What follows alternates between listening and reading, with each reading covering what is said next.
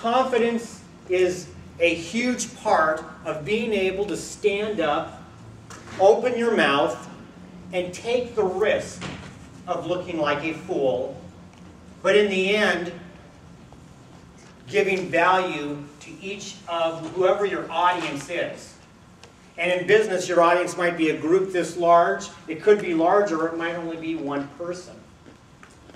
Several of you, when I asked, what do you want to get out of today? Said, I'd like to feel more relaxed. I'd like to be more confident. I get very nervous. I get anxious. I don't like getting up in front of people. Do you know that public speaking is the #1 fear of Americans? Did you know that? Death is #2.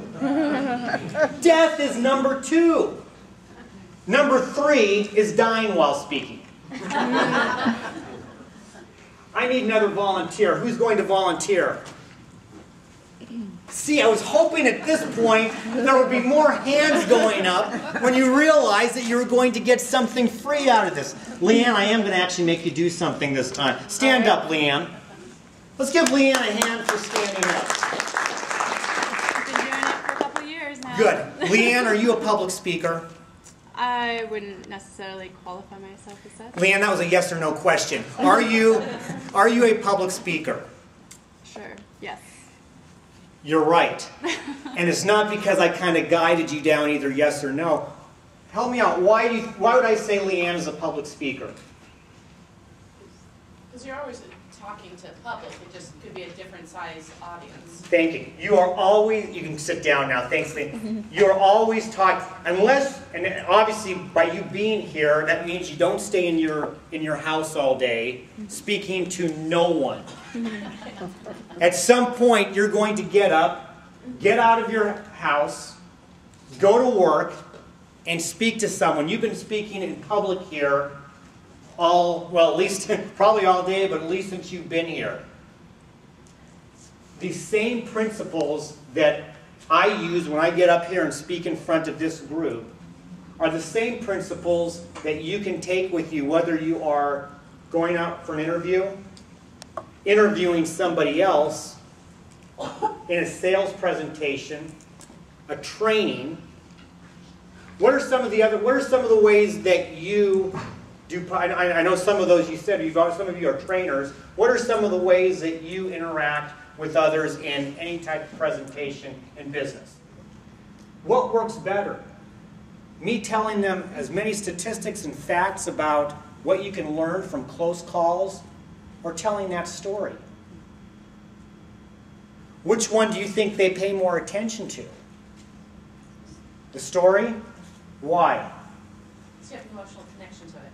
You have an emotional connection. Most people either have owned a dog, own a dog, or seen a dog. Most people understand dogs. Most people understand having that whole thing of boy, I should have done this and now I could be late. And so they can relate. In fact, I can walk into several of those places and they'll say, hey, how's Captain Jack doing? The cool thing is they remember, not only remember the story, but they remember the message behind it. So when I asked you to come up with a personal story, I did so, and we'll go through them in just a second. Because I guarantee you can take any personal story and link it in with a message that will be more impactful to your audience. Because you're trying to improve the condition of your audience, really? I mean, that's what you're there. You're training them. You want to be memorable and repeatable. You may want to write that one down. You want to be memorable and repeatable. You may walk out today and may not remember anything else that I said, except you might remember the Captain Jack story. I mentioned I saw Bill Cosby. Bill Cosby did a similar thing. He was talking to parents.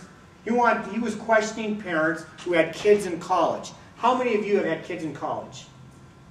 Okay, several of you. I have 2 in college. We kind of have some of the same issues.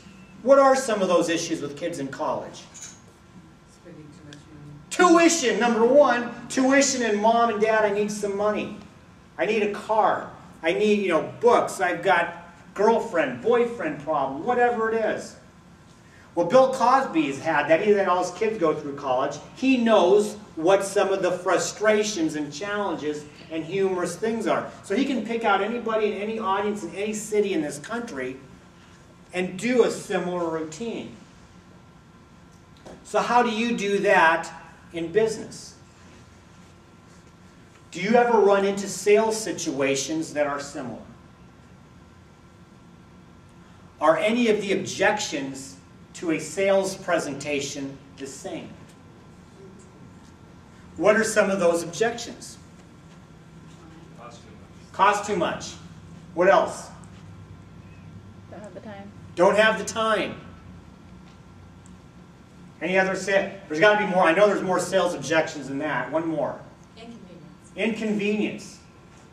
So if those come up over and over again, instead of having to kind of think on the spot, what if you were prepared for that? What if you practiced that? It's kind of like Robin Williams and improv. If you know it's coming, or you think it might come, if you've practiced that, in whatever your industry is, do you think you will be better prepared to give an extemporaneous reply to that person? I think you will be. So you have many situations.